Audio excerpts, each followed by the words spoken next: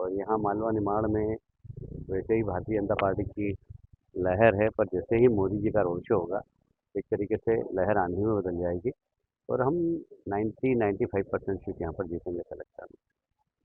सभी लोग जो है सर बात कर रहे हैं कि यूनियन मिनिस्टर्स को, बड़े नेताओं को, सीनियर लीडर्स को यहाँ पर पिच इन किया हुआ है। अब प्रधानमंत्री खुद अपने रोड शो के लिए यहाँ पर आने वाले हैं। आपको लगता है कि कहीं न कहीं लोगों में एक सेंटिमेंट है नर्वसनेस का, या फिर एंटी इनकम्बेंसी फैक्टर है नेताओं में, इसीलिए इस तरह से बड़े स्तर पर आयोजन किया जा रहा है? देखिए, जब भी कोई युद्ध होता है तो अपने विरोधियों को पछाड़ने के लिए कौन-कौन से दाँव का इस्तेमाल किया जा सकता है, वो करना चाहिए। और मैं समझता हूँ कि जिस तरीके से हमारे राष्ट्रीय नेतृत्व ने हम सबको लड़ाया है, उसके बाद से आज तक कांग्रेस बेहोश पड़ी है और इसलिए उनको समझ में ही नहीं आता कि इसका तोड़ क्या है। तो कभी-कभी कुछ दाव ऐसे रहते हैं जिनका तोड़ नहीं होता, आदमी चित हो जाता है। तो कांग्रेस चित हो गई चुनाव के पहले। भगवा कॉरिडोर बनाया गया है, क्या इससे भारतीय जनता पार्टी की हिंदुत्व की छवि जो है वो और प्रबल होगी? क्योंकि तस्वीरें भी हम देख रहे हैं कि प्रधानमंत्री की उसी तरह से लगाई गई हैं। तो क्या कुछ एक संदेश देना चाह रही है पार्टी को लेकर? देखिए, संदेश तो साफ डेवलपमेंट का है। आपको खाली भगवा दिखा, पर आपको ये नहीं दिखा कि चाँद पर जो हमारा चाँद पर हमारा यान गया है, वो भी दिखाया गया है। हमने सेना के जवानों का साहस भी देखा, हमने सर्जिकल स्ट्राइक भी बताई है।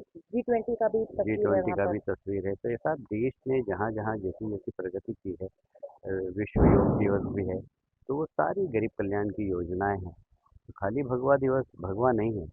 देश के विकास के लिए जो-जो आवश्यक है, वो सारी चीज़ें इसके अंदर है, जो प्रधानमंत्री ने 9 वर्ष में की है। राष्ट्रीय स्तर पर यदि हम बात करें कैलाश जी, तो आचार्य प्रमोद कृष्णन जैसे नेता है जो कहते हैं कि कांग्रेस में कई ऐसे नेता हैं जो राम से नफरत करते हैं। तो वहीं कमलनाथ जैसे नेता हैं जो कहते हैं कि मैं हनुमान भक्त हूँ। आपको लगता है कि कहीं न कहीं वोटर्स में भी इससे कन्फ्यूजन क्रिएट होगा कि किस तरह से बयान आ रहे हैं सामने? वोटर में कोई कन्फ्यूज़न नहीं है, कांग्रेस में ही कन्फ्यूज़न है। वोटर में क्या कन्फ्यूज़न, वोटर तो जानते हैं कि वही कांग्रेस है जिसने हलफनामा दिया है सुप्रीम कोर्ट में कि राम हुए ही नहीं, हनुमान जी हुए ही नहीं, ये सब कल्पना मात्र है, रामायण कल्पना मात्र है। जब वो कल्पना मानते हैं तो उस समय कमलनाथ जी कहाँ थे? जब वो हनुमान भक्त थे तो उनको तो कांग्रेस खुद कन्फ्यूज़न में, कोई राम को मानते हैं, कोई नहीं मानते हैं और कोई जनेऊ पहनते हैं, कभी कोई टोपी लगा लेता है, कभी कोई क्रास लगा लेता है, तो ये तो कांग्रेस का कन्फ्यूज़न है।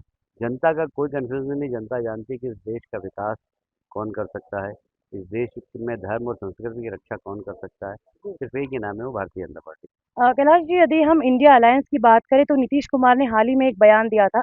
अब इंडिया अलायंस में चूँकि कांग्रेस भी है, तो प्रियंका गांधी लड़की हूँ, लड़ सकती हूँ, कांग्रेस इस तरह से जो अपने कैंपेन्स है वो लाती है। लेकिन प्रियंका गांधी ने भी अभी कई जगह रैली की थी, इंदौर में भी की, उसमें इस बात का ज़िक्र नहीं किया और ना ही कभी कहीं पर भी किसी बड़े कांग्रेस के नेता ने इस स्टेटमेंट को कंडेम किया है।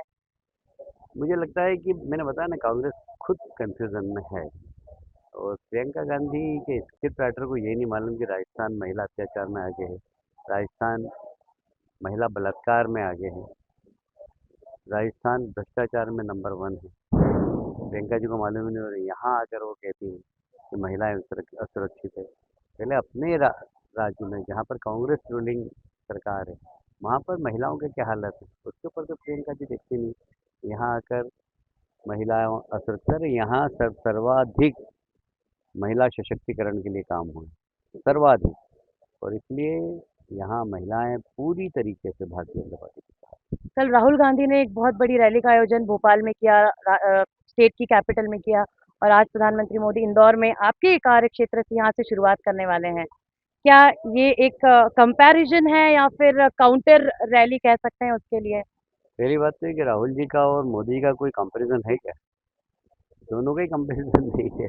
और इसलिए मोदी जी हैं, राहुल जी अभी उनकी तुलना में थोड़े से बच्चे राजनेता हैं। आखिरी सवाल सर, आपका एक आंकड़ा जो आपके मन में अभी है और आप अभी बताना चाहेंगे कि क्या आंकड़ा बीजेपी को मिलने वाला है? 150 से 160 तक मिलने वाली बात है।